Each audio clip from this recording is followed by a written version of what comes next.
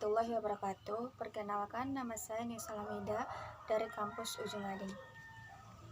Di sini saya akan menjelaskan jenis-jenis penelitian, yaitu poin A, penelitian eksperimen dan non-eksperimen, yang poin B, expose faktor dan survei, yang poin C,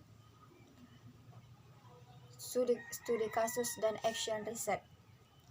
Baiklah, di sini terlebih dahulu saya akan menjelaskan yang pertama, penelitian eksperimen.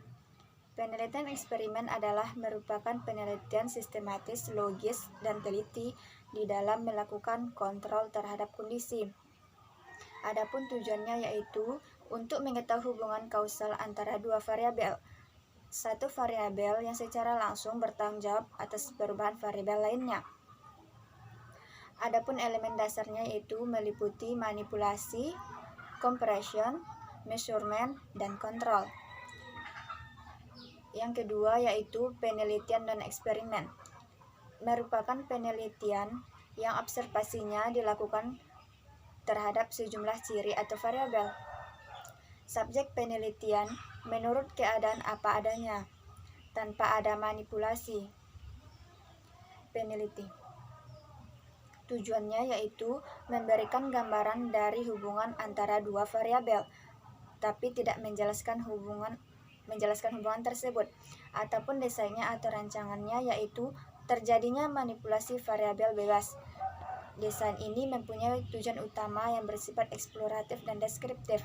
Adapun eksploratif yaitu definisi dan deskriptif adalah gambaran. Di sini dapat kita ambil contoh yaitu hubungan antara jenis kelamin terhadap kemampuan variabel seseorang.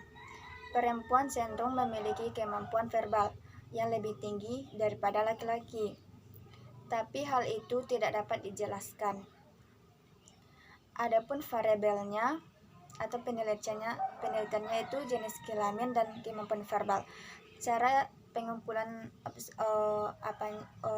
berupa observasi dan wawancara. Yang C, expose faktor dan survei.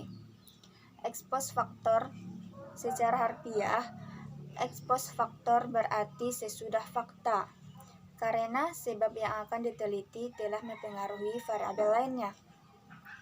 Secara umum, expose faktor merupakan penelitian yang dilakukan setelah apa yang akan diteliti itu terjadi.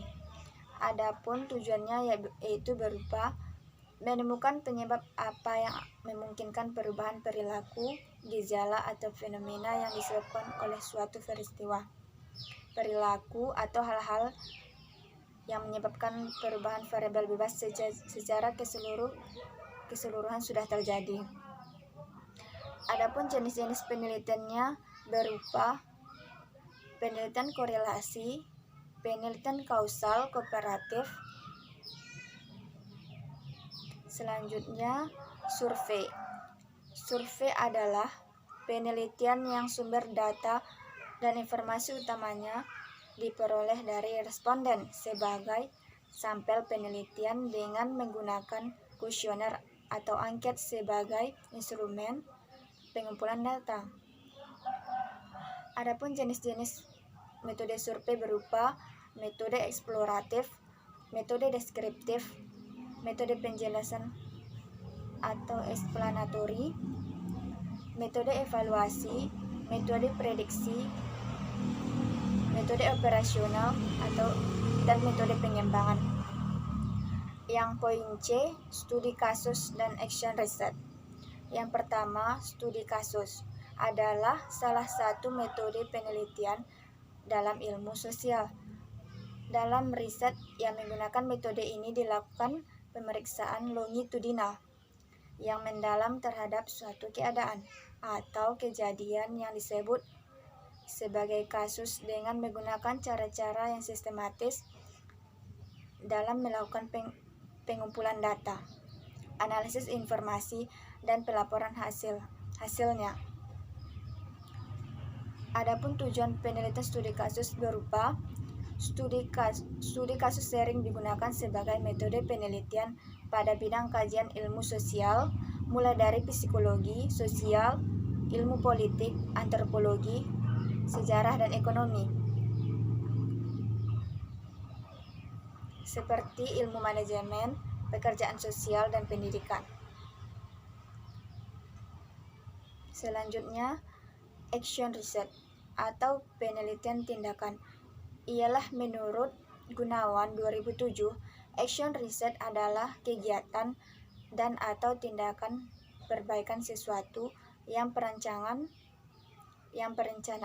pelaksanaan, dan evaluasinya digarap secara sistematis sehingga validitas dan reliabilitasnya mencapai tingkatan riset. Adapun tujuannya yaitu memperoleh pengetahuan atau situasi sasaran khusus daripada pengetahuan yang secara ilmiah tergeneralisasi. Selanjutnya, pembagian action research. Menurut Koch 2004, yang pertama melakukan diagnosa atau diagnosing, yang kedua membuat rencana tindakan atau action planning, yang ketiga melakukan tindakan action taking, yang keempat melakukan evaluasi atau evaluating, yang kelima pembelajaran. Baiklah, cukup di sini yang dapat saya sampaikan. Assalamualaikum warahmatullahi wabarakatuh.